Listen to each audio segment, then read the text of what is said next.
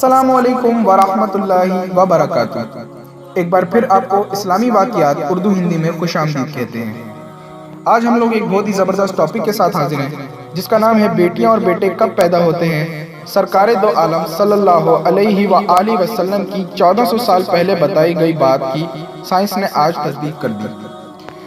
اسلام پر تنقید کرنے والے تو ایک جانب خود مسلمان بھی ان باتوں سے غافل ہیں کہ اسلام دین فطرت ہے، تو اس میں بیان کردہ ہر حکمت کا اپنا سائنسی وجود بھی ایک حقیقت رکھتا ہے، لیکن انسان اپنے محدود علم سے اس کو پہچان نہیں پاتا۔ اسلام اور سائنس کو متصادم قرار دینے والوں نے تو یہ یقین رکھا ہے کہ اسلام جن حقیقتوں کی جانب اشارہ کرتا ہے اور انہیں کھول کر بیان بھی کرتا ہے، یہ نعوذ باللہ فرضی ہیں، حالانکہ یہ لوگ فرض المرض میں گرفتار ہیں۔ ان کی کوتاہ بینی اور تنگ دلی انہیں اسلام کو سمجھنے نہیں دیتی۔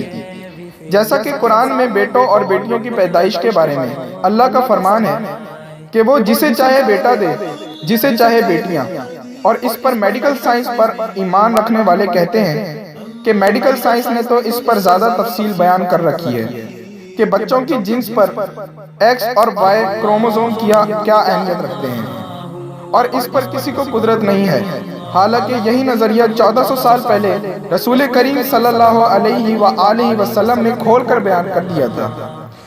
یہ واقعہ سائنسی تحقیق سے بہت پہلے کا ہے، جب بچوں کی پیدائش کو جانچنے کے لیے کوئی لیبارٹری ٹیسٹ وغیرہ موجود نہیں تھے۔ یہ علم اللہ نے اپنے نبی صلی اللہ علیہ وآلہ وسلم کو عطا کیا تھا کہ آپ صلی اللہ علیہ وآلہ وسلم یہودیوں کے اس گروہ کے سوال پر یہ حقیقت بیان فرمائیں کہ لڑکی اور لڑکے کی پیدائش میں عورت کے بیضے اور مرد کے جرثومے کیا کردار ادا کرتے ہیں۔ صحیح بخاری میں اس سے متعلقہ حدیث کے مطابق یہودیوں نے رسول اللہ صلی اللہ علیہ وآلہ وسلم سے اسلام قبول کرنے کے لیے ایسے سوالات پوچھے تھے کہ جن میں ایک سوال یہ بھی شامل تھا۔ اب ہم پوچھتے ہیں کہ عورت مرد کے پانی کی کیا کیفیت ہے، اور کیوں کبھی لڑکا پیدا ہوتا ہے اور کبھی لڑکی۔ آپ صلی اللہ علیہ وآلہ وسلم نے فرمایا، سنو، مرد کا پانی گاڑھا اور سفید ہوتا ہے اور عورت کا پانی پتلا اور زردی مائل ہوتا ہے۔ جو بھی غالب آ جائے اسی کے مطابق پیدائش ہوتی ہے، اور شبیہ بھی۔ جب مرد کا پانی عورت کے پانی پر غالب آ جائے تو حکم الہی سے اولاد نرینہ ہوتی ہے، اور جب عورت کا پانی مرد کے پانی پر غالب آ جائے تو حکم الہی سے اولاد لڑکی ہوتی ہے۔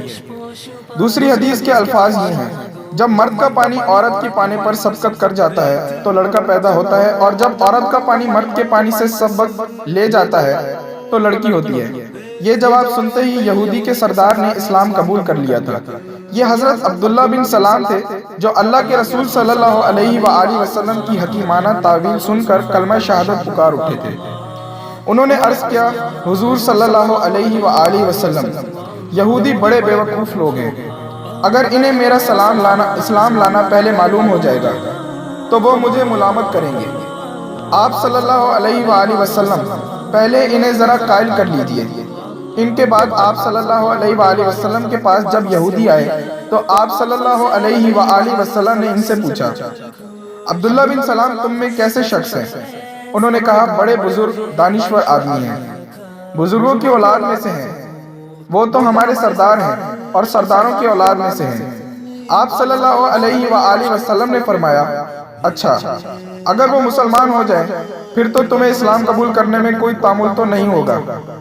کہنے لگے، اعوذ باللہ، اعوذ باللہ، وہ مسلمان ہی کیوں ہونے لگے؟ حضرت عبداللہ بن سلام جو اب تک چھپے ہوئے تھے باہر آ گئے اور زور سے کلمہ پڑھا تو تمام کے تمام یہودی شور مچانے لگے کہ یہ خود بھی برا ہے اور اس کے باپ دادا بھی برے تھے، یہ بڑا نچلے درجے کا آدمی ہے، خاندانی کمینہ ہے۔ حضرت عبداللہ رضی اللہ تعالیٰ عنہ نے فرمایا، حضور صلی اللہ علیہ وآلہ وسلم اسی چیز کا